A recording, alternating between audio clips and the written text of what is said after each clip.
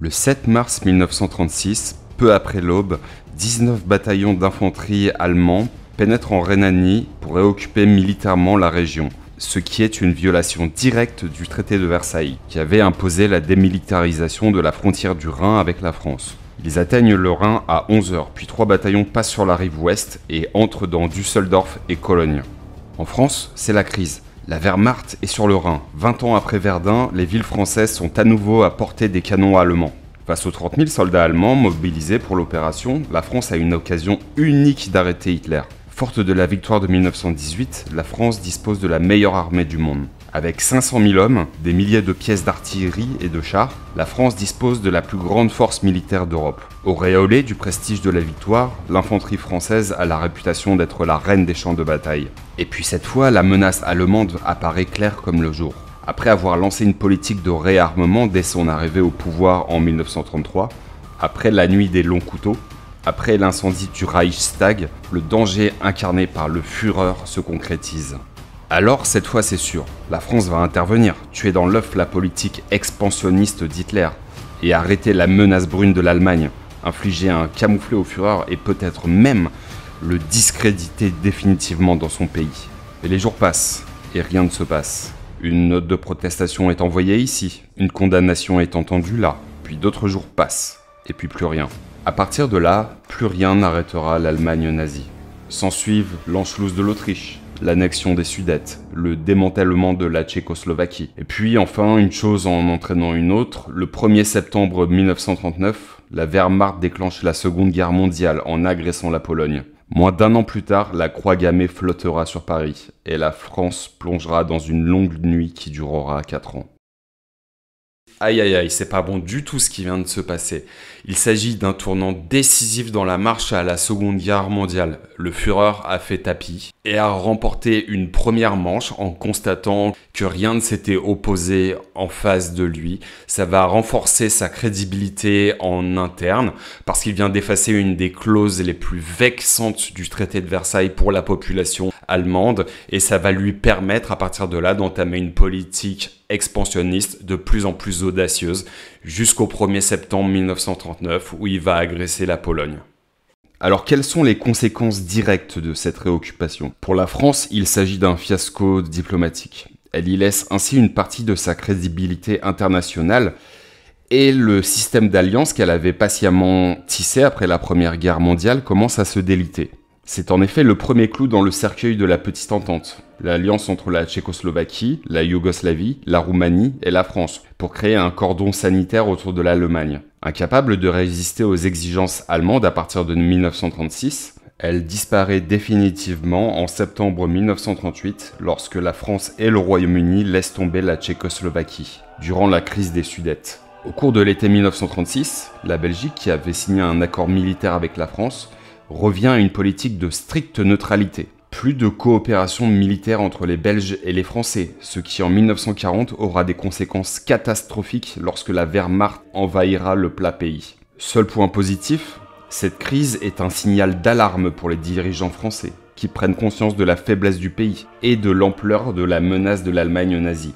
Ainsi, les budgets militaires sont doublés dans les mois qui suivent la réoccupation de la Rhénanie. Mais en fin de compte, c'est trop peu et trop tard. Pour la France, il s'agit d'une question de sécurité nationale. La frontière du Rhin est de nouveau menacée par l'Allemagne. C'est bel et bien à la France de réagir dans ce cas-là. Dans un premier temps, le gouvernement français envisage de s'y opposer fermement et même de manière militaire si besoin, mais 3 facteurs décisifs vont l'en empêcher. Un manque de soutien extérieur, un contexte interne explosif et une armée totalement impréparée. Alors, dans quel cadre diplomatique nous trouvons-nous en 1936 ? La France est membre permanent de la Société des Nations, aux côtés du Royaume-Uni, de l'Italie et du Japon. Cette organisation, créée au lendemain de la Première Guerre mondiale, a pour but de mettre fin au conflit entre pays. En tant que membre permanent et fondateur, la France est dans l'obligation d'obtenir l'aval de la SDN avant d'envisager une intervention militaire, et doit tout faire avant cela pour parvenir à une résolution diplomatique du conflit. Si un membre de la société recourt à la guerre, contrairement aux engagements pris dans les articles 12, 13 ou 15, il est ipso facto considéré comme ayant commis un acte de guerre contre tous les autres membres de la société. Alors comment réagit la SDN? Celle-ci condamne les actions de l'Allemagne, mais ne prend aucune mesure significative.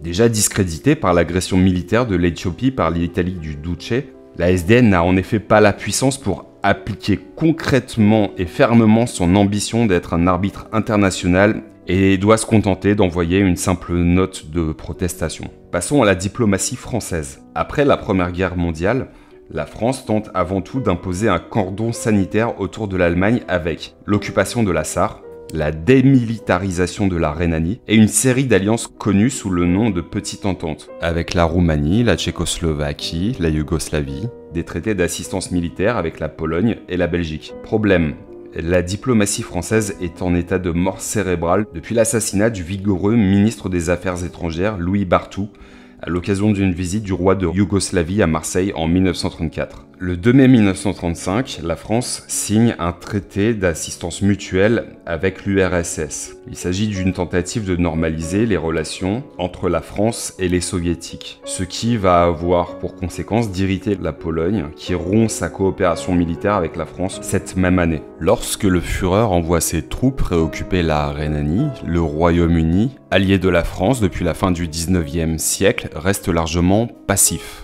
Le Premier ministre, Stanley Baldwin, considère au fond la remilitarisation comme une réponse aux griefs illégitimes du traité de Versailles et ne souhaite pas provoquer l'Allemagne. Quant à l'Italie de Mussolini, eh bien, en 1935, lorsque l'Allemagne a rétabli la conscription militaire, celle-ci a ratifié le pacte de Stresa avec la France et la Grande-Bretagne et semble déterminée à faire partie d'un front pour contenir les volontés expansionnistes d'Hitler.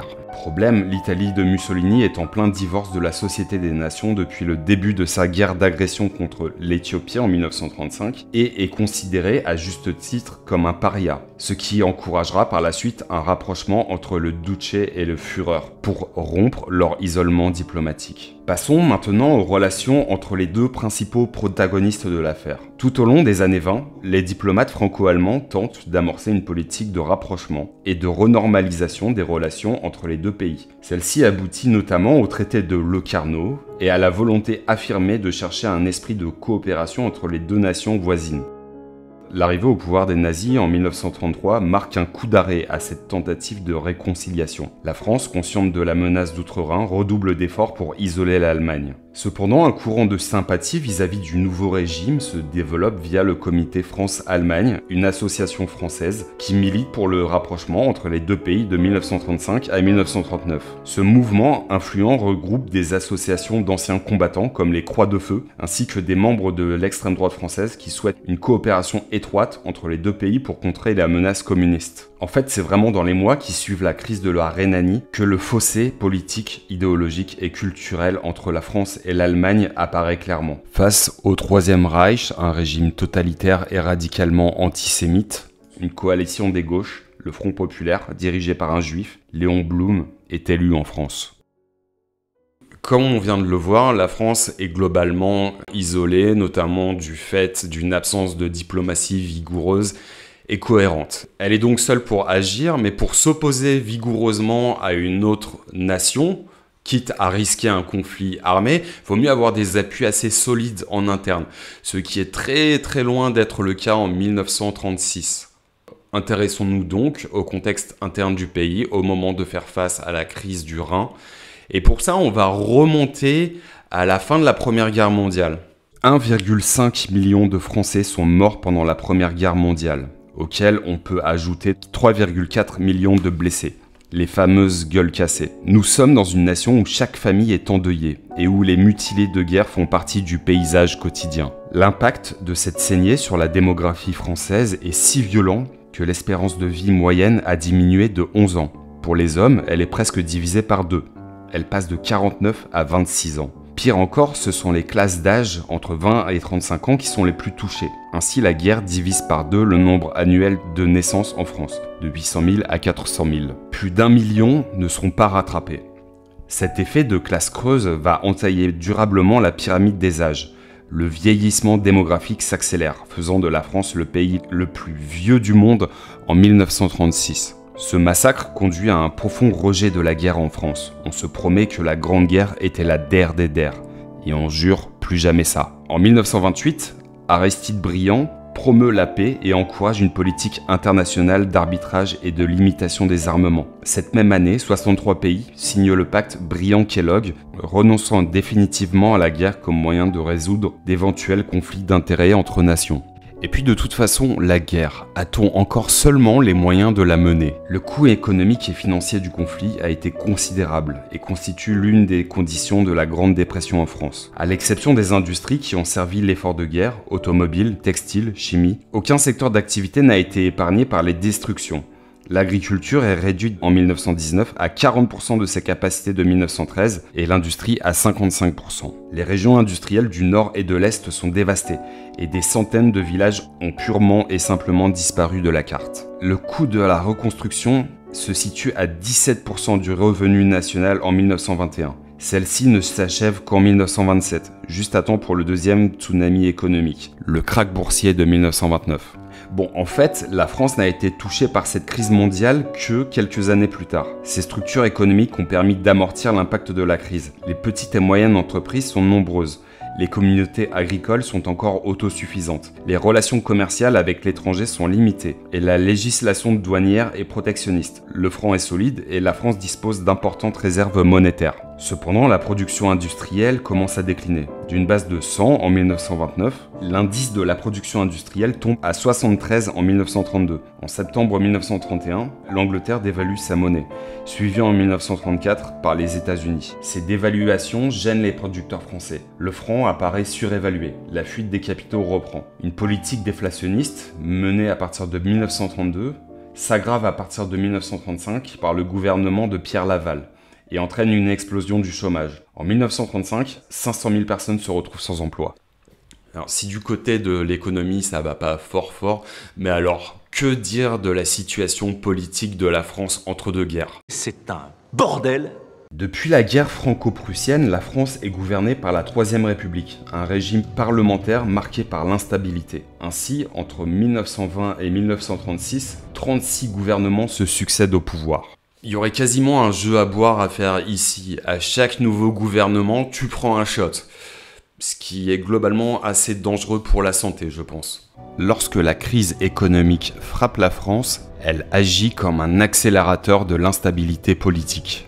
Alors qu'en même temps, la disparition des dirigeants Poincaré et Briand laisse un vide important. Des mouvements hostiles à une politique parlementaire agitent la France, notamment lors de l'affaire Stavisky, un scandale politico-financier dans lequel plusieurs députés, sénateurs, ministres et anciens ministres sont accusés d'avoir couvert un escroc français du nom d'Alexandre Stavisky, qui avait détourné d'importantes sommes d'argent. Le scandale met en lumière les soupçons de corruption et l'instabilité du système parlementaire. Il culmine lors des émeutes de février 1934 devant la Chambre des députés. En effet, le 6 février 1934, une manifestation anti-parlementaire organisée par des groupes d'extrême droite, dont des membres de l'Action française et des Croix de Feu, tourne à l'émeute sur la place de la Concorde, entraînant la chute du second gouvernement Daladier qui aura duré en tout et pour tout 7 jours. Le 9 février, c'est au tour du Parti communiste français de manifester, ce qui fait également plusieurs victimes. Le 12 février, c'est toutes les forces de gauche qui manifestent ensemble, pour la première fois. Un nouveau gouvernement, présidé par Gaston Doumergue, tente de réformer le régime, de renforcer les pouvoirs de l'exécutif et de réduire l'instabilité parlementaire. Ce dernier effort échoue en 1936. Juste à temps donc pour la crise de la Rhénanie où finalement on aura d'un côté une Allemagne déterminée, rangée en ordre de bataille derrière le Führer, et de l'autre une France affaiblie par ses divisions et ce qui tue dans l'œuf toute volonté de réagir de manière vigoureuse et ferme.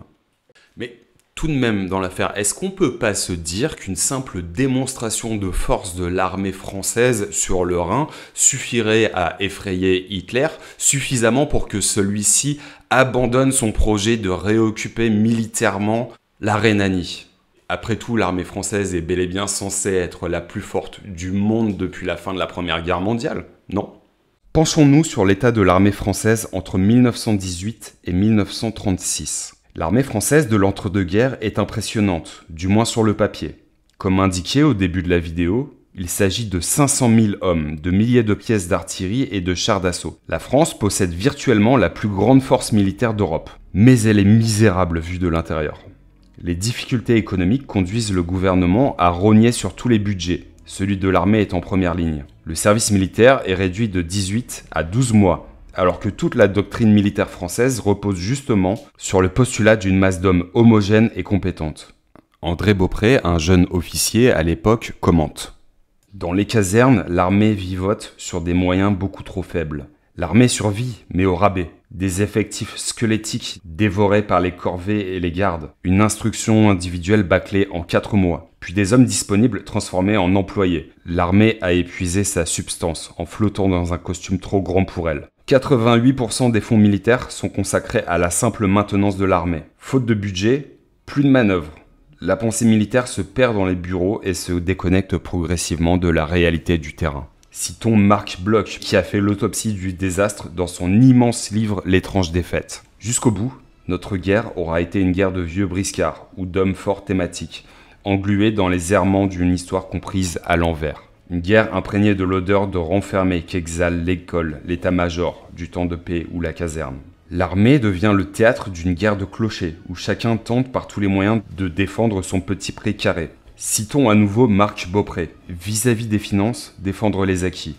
Vis-à-vis du Parlement, le noyer dans les détails pour mieux occulter l'ensemble. Vis-à-vis du nouveau ministre, avoir toujours l'air de céder, puis le paralyser sous des avalanches de considérations techniques. Malheureusement, tout cela était un jeu défensif, et rien de positif ne pouvait en sortir. Mais nous considérions comme une victoire d'avoir sauvé l'armée dans de telles circonstances. À partir de là, la solution s'impose d'elle-même. Réduire le périmètre d'action de l'armée et sanctuariser l'Hexagone.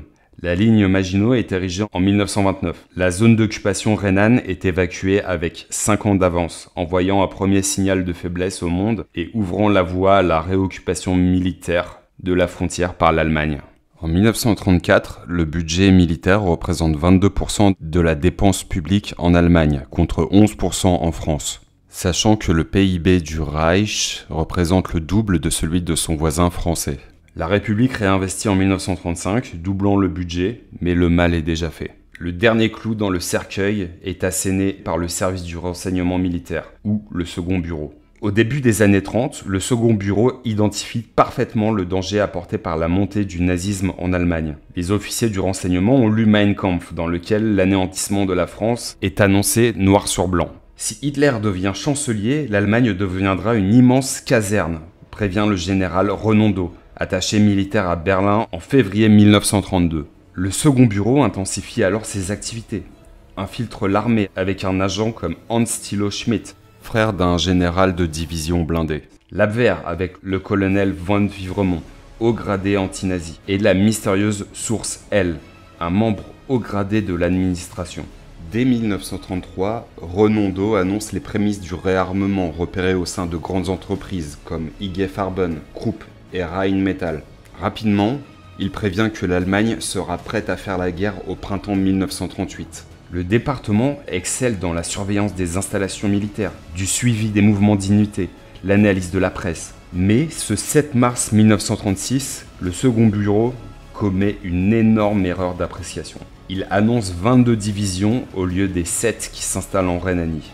C'est une bourde fatale. À partir de là, le général en chef, Maurice Gamelin, informe le gouvernement français que contrer l'Allemagne en Rhénanie nécessiterait une mobilisation totale, coûterait 30 millions de francs par jour et pourrait dégénérer en une guerre de grande envergure. En résumé, pour contrer les 22 000 hommes envoyés par le Führer, la France pense qu'elle doit en mobiliser 1 200 000. C'en est trop pour l'état-major et le gouvernement qui perdent toute volonté de s'opposer à l'action allemande. C'est la fin de l'histoire. La France est diplomatiquement humiliée et Hitler vient de remporter son premier succès éclatant. D'autres suivront. Bon alors, comment est-ce qu'on conclut toute cette histoire ? Est-ce que la France aurait vraiment pu faire quelque chose pour contrer cette réoccupation militaire ? À mon avis, non, les ressorts sont trop forts. Cette crise, finalement, n'agit que comme un révélateur de mots assez profonds, d'un manque de coopération internationale, d'économie assez chancelante et finalement de l'armée française qui a subi des énormes ponctions du fait d'une économie interne assez vacillante. Comme toujours, si on devait s'amuser à essayer d'isoler un facteur, c'est assez compliqué parce que imaginons que le deuxième bureau ait correctement évalué le vrai nombre de divisions qui pénétraient en Rhénanie en ce mois de mars 1936. Est-ce que ça aurait été suffisant pour convaincre les dirigeants français de risquer une crise internationale majeure? J'en suis vraiment pas sûr. En tout cas, n'hésitez pas à me dire dans les commentaires ce que vous en pensez, vous, si vous pensez que la France aurait pu agir différemment, si vous pensez qu'il aurait été possible d'arrêter, de briser la dynamique qui a conduit à la Seconde Guerre mondiale en ce mois de mars 1936. N'hésitez pas non plus à me laisser un petit j'aime, à vous abonner pour davantage de vidéos. Moi, je vous souhaite une excellente journée et je vous dis à très vite.